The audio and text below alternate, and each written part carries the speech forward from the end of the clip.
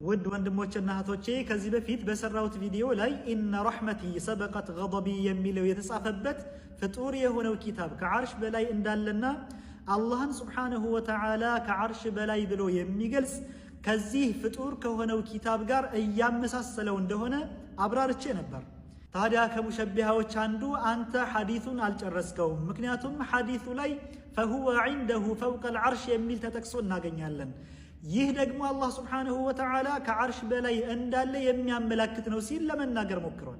በቅድሚያ ለዚህ ሰውና መሰሎቹ የምንለው ውድ ወንድሞችና እህቶቼ ለእኛ ለአህል ሱና ወልጀማዓዎች አላህን ሱብሓነሁ ወተዓላ ከፍጡራን ጋር ለማናመሳስለው ይህ ሐዲስና መሰሎቹ በፍጹም የሚያደናግር ነገር የለውም እንለዋለን።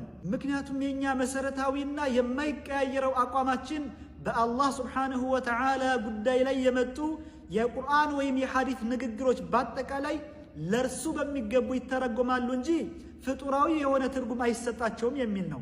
በዚህም መሰረት አልሐፊዙ አልዒራቂ ጠርሑ ተትሪብ በተሰኘ ኪታባቸው ቅጽ 8 ገጽ 84 እና ሌሎችም በርካታ ዑለማዎች እንዳብራሩት ፈሁወ ዒንደሁ ማለት ዒንደ መሐልን ሙዐዘምን ዒንደህ፣ ይህም ማለት ይህ ኪታብ የሚገኘው አላህ ሱብሓነሁ ወተዓላ ዘንድ የላቀና የተከበረ ከሆነው ከዓርሽ በላይ ነው ማለት ነው እንጂ አላህ ሱብሓነሁ ወተዓላና ይህ ኪታብ ተጎራብተው ያሉ ነው ማለት አይደለም። ውድ ወንድሞችና እህቶቼ እጅግ በጣም የሚያስገርመው ግን ውድ ወንድሞችና እህቶቼ እነዚህ ሰዎች ሐዲሱ ላይ ዒንደሁ የሚል ብቻ ስላገኙ አላህን ሱብሓነሁ ወተዓላና ይህን ኪታብ ጎረቤቶች አደረጓቸው። አላህ ይጠብቀንና ከዚህ በላይ የሚያስገርመው ነገር ውድ ወንድሞችና እህቶቼ በዚህ አባባላቸው መሰረት ለአላህ ሱብሓነሁ ወተዓላ አንድ ብቻ ሳይሆን በርካታ ጎረቤቶችን እያረጋገጡለት እንደሆነ ነው። ለምሳሌ ያክል አንደኛ አላህ ሱብሓነሁ ወተዓላ በነቢዩላህ ሉጥ ዓለይሂ ሰላም ህዝቦች ላይ ለቅጣት የላከባቸውን ድንጋዮች ሲገልጽ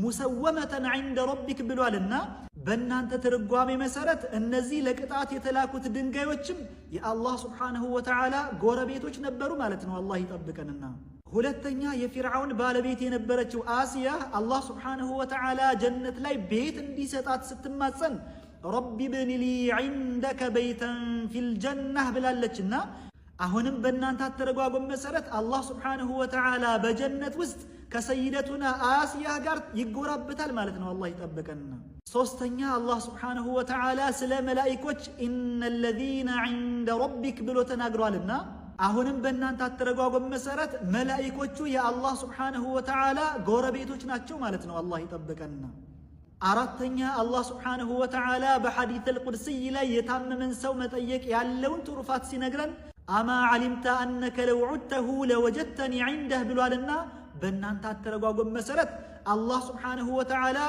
ምድር ላይ ያሉ የታመሙ ሰዎች ጋር ሁሉ ተጎራብቶ ያለ ነው ማለት ነው። አላህ ይጠብቀንና ተመልከቱ ውድ ወንድሞችና እህቶቼ የእነዚህ ሰዎች ፍጡራዊ በሆነ መልኩ የሚተረጉሙበት መንገድ መጨረሻው ምን እንደሆነ።